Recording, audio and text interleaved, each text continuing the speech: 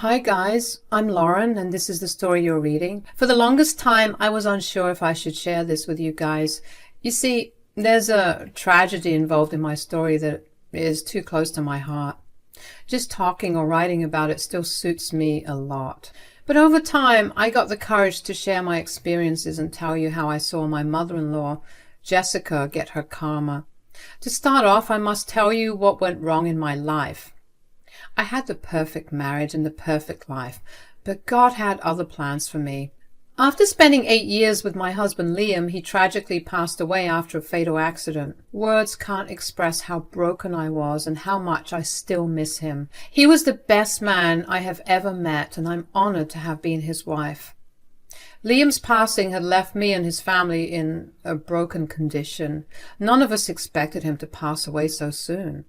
His parents, Jessica and Nathan, were equally heartbroken by what happened. Even though Liam was not in contact with his mom anymore, I knew that she was grieving her son.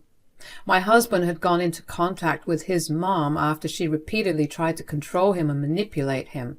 She downright exploited him by constantly opening credit cards in his name and spending the money on herself. Her poor treatment of me was also a cherry on top. After repeated fights, Liam finally decided to cut off his mom for good. We were still in contact with Nathan because he was actually a good father and father-in-law. After the accident, I was in a pretty bad emotional state. We had recently purchased a house and were planning to expand our family. The grief I felt was too much to handle, so I reached out to my in-laws for support. Nathan and other members of the family came through and helped me a lot. So when he asked to move in with me, I agreed. He had said, "I know you and Jessica don't have a good relationship, but I'm begging you to look past that. She's a grieving mom who couldn't get her closure. She just wants to stay here for a bit to feel what's left." I understand that, Nathan. I'm having a hard time myself. I used Liam's life insurance money to pay off the house. He had put in so much effort to find us the perfect place. I didn't have the heart to leave this place. I think you guys will find some people staying here for a while. I'm so glad you understand, Lauren. Liam was lucky to have you in his life. I'll make sure Jessica behaves and doesn't give you trouble. Hopefully this will help us come together as a family. Nathan had high hopes for all of us, but all would be in vain. Soon after they moved in, we both realized that Jessica wanted much more than closure and peace. From the very first day she moved in, she demanded to stay in the master bedroom.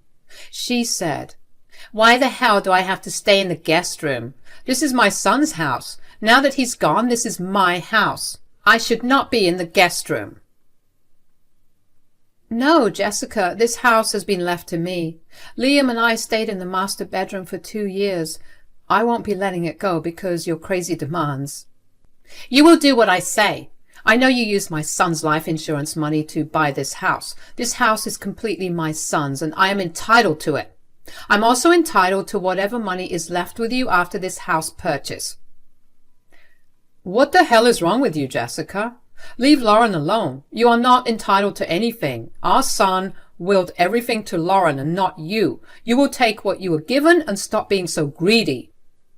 It was easier said than done for Jessica. She was adamant that everything I had now belonged to her. She kept ignoring the fact that her own son wanted nothing to do with her. To be honest, as the months passed, I was getting extremely frustrated with Jessica. She was a constant problem and kept bullying me about the house and money. Nathan intervened as he could, but he often had to leave for work trips, leaving me alone with Jessica. Things were getting really out of hand until there was a glimmer of hope. Nathan ended up inheriting a house from a deceased sister. He had planned to take Jessica to the new house and leave me in peace. But Jessica was determined to kick me out of my house and take all my money as well. She refused to talk about moving or redecorating the new house. She was hell-bent on taking what is mine. However, Nathan was also determined to make the move and asked me to redecorate the house since I am an interior designer. I worked with Nathan tirelessly to make their new house as comfortable as possible. Despite everything, I wanted Nathan and Jessica to have a good life. But Jessica was a tough nut to crack. She didn't change one bit. It became even clearer to me when I accidentally saw her taking a credit card from my purse. She didn't notice that I was watching, and I didn't tell her. It was only later that day when we talked. Jessica had gone out for hours and returned with huge bags of designer stuff. My eyes shot to the sky just thinking about how much everything would have cost. I calmly looked at her and said, "You've done quite a bit of shopping, Jessica. Looks like you've gone all out today." "Of course I have, Lauren. I've been eyeing these things for a while now, and finally I was able to purchase it. I must say it is one of the wisest decisions I made." "I see. But I wonder where you got so much money. Is Nathan treating you with gifts?" "No, I simply used your credit card to make the purchases. My son has left you too much money. It would be a waste of you. You don't deserve so much money anyway, plus it should have been mine since I am his mother. So I took matters into my own hands and decided to use your credit card." I laughed a little when Jessica said that. She seemed nonchalant and without any remorse. She didn't even feel bad buying useless things with her dead son's money. Yes, she was that vile and uncaring. What she didn't realize was the fact that she had taken a different card with her. The credit card she used didn't belong to me at all. It actually belonged to my father-in-law, Nathan. Wonder how she ended up in this situation? Well, Nathan had given me his card to purchase some stuff for their house. Like I said, I was actually in charge of their interior decoration, so he wanted me to make some purchases for their upholstery. When Jessica had gone to take my card, she had taken Nathan's card because I kept my card in my closet and not in my purse. Jessica had no idea what she had just done. I smiled and looked at her to say, "Jessica, I think you're under some kind of misconception. I don't really think you used my card to purchase anything." "What does that mean, Lauren? I have your credit card right here. You can actually take it back since I'm done with my purchases for now. I will need it back once I decide to make more purchases." "I don't think I'm comfortable taking back a card that doesn't belong to me, Jessica. I suggest you return it to the original owner." "What nonsense is this, Lauren? Just take your card back. I have hit the maximum spending limit on it anyway. I have no reason to keep it now." Jessica was still delusional about everything, so I quickly took out my purse and pulled out my real credit card that I had taken out of the closet that morning.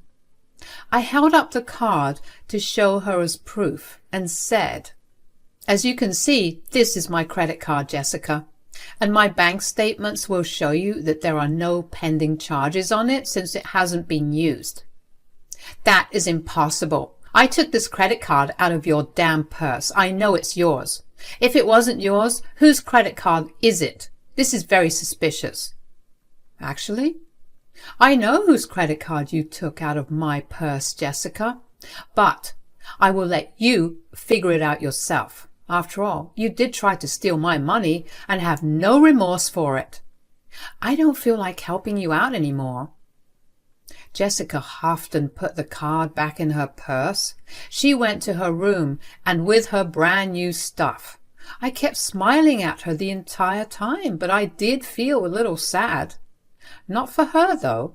I was feeling sad for the owner of the card. Speaking of which, I got a call from Nathan, who sounded very agitated and downright pissed. He said, "Lauren, there's been multiple transactions on my credit card at different luxury stores. Did you make those purchases? I have a bill of $50,000 on my credit card. What's going on? Did you do this?" "No, Nathan, it wasn't me. I didn't use your card at all, let alone spend so much money. I was going to use it today to make some purchases, but unfortunately someone else took that card last night. I thought you knew about this." "I have no idea what you're talking about, Lauren. I didn't tell anyone to take my card from you. If someone really took the card from your purse, it was theft. Who is this person, Lauren? I really need to know. I simply can't afford to have $50,000 due on my card." Nathan spurned really desperate, since it did involve a lot of money. He wasn't a poor man, but he simply couldn't afford to lose so much money, especially with the recent house purchase. I again felt really bad for him, but knew that there was a way for him to get the money back. And it would involve Jessica getting some karma for her actions. So I gathered my voice and said, this may come as a shock to you, Nathan, but it was Jessica who took your card. I saw her look through my purse for your card last night. You know she doesn't talk to me as much, so I didn't ask. I thought you had asked her to take your card back. No, I did nothing of that sort. I didn't tell your damn mother-in-law to take my card.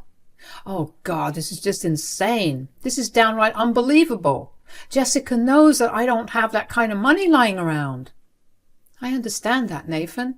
She didn't mean to use your card. She thought that she'd taken my card. She came home with bags of luxury goods and told me that she used my card to pay for everything. I told her that it wasn't my card, but I didn't tell her that it was yours. I think you should call up the stores and ask for the billing name, just to be sure. Nathan thanked me for telling him everything and said that he would check what happened. I knew that it was going to take a while. I was giddy, knowing that Jessica had a few more moments to admire her treasures before the storm hit her hard. I could actually hear her cheerfully singing and whistling in her room. She even came downstairs to make herself some coffee and smirked at me in the kitchen as I was sipping my own. But her cheerful demeanor would soon change. She looked a little surprised to see Nathan call. She put him on the loudspeaker since she was making her coffee and cheerfully said hello. She was not prepared for the angry voice that greeted her on the other end. Nathan said, "What the hell have you been up to, Jessica? You sound very cheerful." "Well, I did some shopping today, so I'm in a good mood." "Why do you sound mad, Nathan? What's going on?" "I will ask this once, Jessica, and I expect a straight answer. Don't freaking mess around with me. Why did you just spend $50,000 on my card?" I will be honest, guys. I've never seen or heard Nathan so angry. I could literally feel the anxiety that Jessica felt at that moment. She turned pale and started to stammer a lot. I guess she was finally catching on to whose card she had used for her purchases. Nathan was so angry that Jessica was too scared to form comprehensive sentences. She said in a weak and shaken voice, "What are you saying, Nathan? I didn't use your card for anything. I swear I didn't do anything. This has been a misunderstanding. I really meant to use Lauren's credit card. I swear to you, Nathan." "So you're telling me that you intentionally took Lauren's card and went to town shopping your heart out? You tried to steal from our daughter-in-law and ended up taking my card instead?" Yes, I swear I didn't mean to take your credit card, Nathan. You have to believe me. I didn't do it on purpose. I didn't know." Jessica was now in full panic mode. She hadn't planned to reveal to Nathan how she had managed to buy so many things despite not having a job. Yes, she can be clever, but not that clever after all. She had acted on impulse and hadn't thought her plan through. That's why she was caught in this situation. Nathan was not having it with Jessica. He yelled at her, saying, "What makes you think that makes the situation any better? You tried to steal our daughter-in-law's card, which is something equally horrible. I told you multiple times that her money is not yours. Why don't you just listen to me for once?"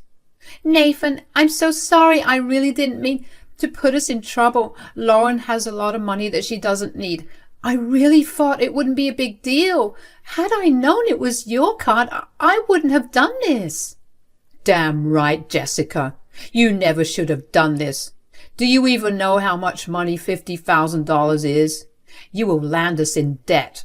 I can't believe I married such a greedy and disgusting woman like you." "Oh, really, Jessica? So how did you end up buying all the stuff you just told me about?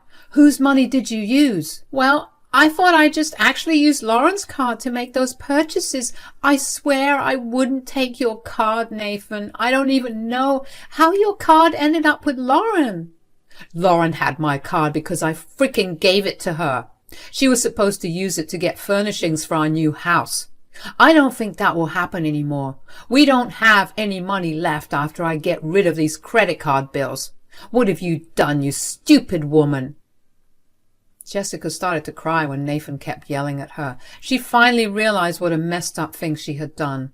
Although it wasn't intentional, she would have landed in this place anyway. Even if she had taken my card, I would have pressed charges against her and we would have come back to this place. Jessica, however, seemed oblivious to this fact. She immediately turned on me and said, This is all your fault, Lauren. You should have just given me my son's money when I asked for it. Because of you, we are in deep trouble now. Don't you dare try to blame Lauren. I can't believe you're still asking for your dead son's money. Have you no shame, Jessica? I don't think I can even look at you after this. You have ruined us. No, Nathan, listen to me. I will go and return everything. I will try to do as much as possible to get the charges reversed. I will do everything necessary. Damn right you will, Jessica.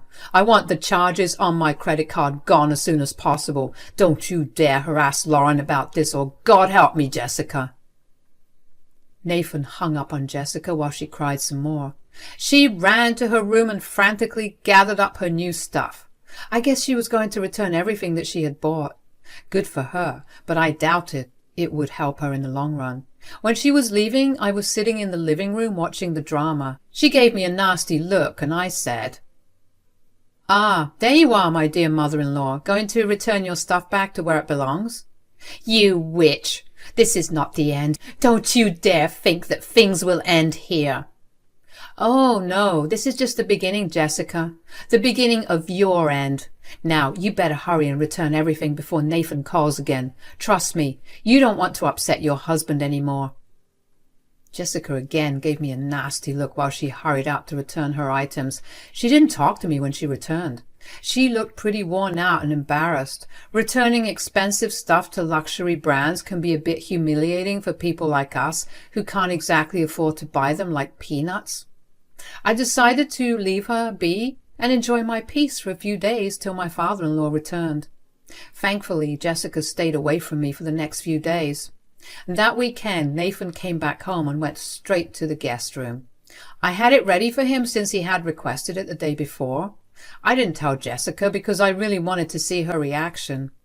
The face she made when Nathan ignored her and made his way towards the guest room was hilarious to me.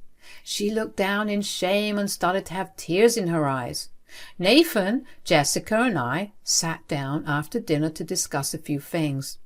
It was Jessica who began the conversation. She said, "Nathan, why are you using the guest room? You should be with me. Are you still mad at me? I have returned all the stuff so that the charges are reversed. I made sure to correct my mistakes." "It wasn't a mistake when you stole someone's card intentionally, Jessica. Also, there is still a $5,000 charge on that card. Want to tell me about it?" "I'm so sorry, Nathan. I bought a few things for my friends and family. I cannot ask them to return everything. It would be humiliating." "You should have thought about that when you stole someone's card, Jessica. I guess it is easy to be generous when the money's not yours. Don't worry. Give me the names and I will speak to them personally." Jessica looked stricken when Nathan said that. She hadn't expected that from Nathan. She looked really embarrassed and was wishing this would end soon. The amount of humiliation she would be facing was too much for her. She tried to plead with Nathan and said, "Nathan, think about me. Please don't do this. It will destroy my reputation. I will be humiliated." "So? My money means nothing to you, right? You really should have thought about everything before doing something so stupid." "I know I made a mistake, Nathan, but please, don't make me go through this humiliation." "You need to get used to this, Jessica, because you will be facing some more humiliation when you tell them about your divorce." Jessica and I were both shocked to hear this. I didn't expect Nathan to spring this divorce on her like that. Jessica literally turned pale and started to cry in disbelief. Nathan looked glum but determined. Jessica was still in disbelief and said, "Nathan, you're leaving me? How could you do this, Nathan?" "I have had enough of your horrible behavior over the years, Jessica. You just got worse after Liam passed away. Your behavior has become even too much for me to handle. I don't see any way to save this marriage anymore, Jessica. I'm done." No, Nathan, please listen to me. I know I have problems. I promise I will get help for it. Please don't leave me. I still haven't gotten over Liam's passing and now you're leaving too." Don't pull my dead son into this, Jessica. You were crazy and entitled even before he passed away. Hell, he didn't even want to speak to you when he was alive. I'm leaving you solely because of your actions. You should have dragged yourself to therapy like I begged you to years ago." Jessica kept crying and pleading with Nathan to take her back. I sat there awkwardly, not knowing what to do. I was also thinking about a few decisions that I had made in the past week. Nathan looked at me and understood what I was thinking. He said, "Lauren, I'm so sorry for begging you to take us in. I really thought that Jessica was a grieving woman and just needed some closure. Now I see that all she could think about was Liam's money and property." "It's okay, Nathan. I understood your position back then. I believe you needed the closure as well." "I will move out soon, Lauren. This hopefully won't be your problem anymore. I need to make some amends with you too. I'm sorry for dragging you into our drama." "Don't apologize, Nathan. You are family to me. I did make some decisions this week. You don't need to move out, Nathan. You can stay as long as you need. Meanwhile, I will be evicting you, Jessica." Jessica suddenly stopped crying and looked at me, eyes blazing. She was ready to claw my eyes out for suggesting she move out. Clearly the woman was nuts. In a horrible voice, she said, "You are going to evict me? You think you can just throw me out?" "After you have grossly violated my boundaries and privacy, I don't see why I should house you." "This is my son's house. You cannot kick me out. I will take you to court." "I think you need to get your head checked, Jessica. This is my house now. Your son left everything to me intentionally. Go ahead and take me to court, although I would suggest you keep that money for your divorce and eviction. Trust me, if you don't move out within this month, I will call the cops on you." Jessica looked a little scared when I mentioned the cops. It was true that she just couldn't afford to have multiple court cases on her back. She had no money to defend herself, and I doubt Nathan will be giving her much anyway. So instead of messing with me anymore, she decided to beg Nathan and try to change his mind. I let them solve their personal issues and retreated to my room. The days went by quickly, and it became apparent that Jessica was going to be a divorced woman. I had talked to Nathan, and he seemed adamant about the divorce. He had a lot of pent-up anger and frustration towards Jessica that needed to be expressed. He did try his best, and nothing good came out of it. So he took the highway and left Jessica. Jessica was in such a mess that she didn't try to get in my face again. Instead, she quietly spent her days in her room until the tow trucks came to take her stuff.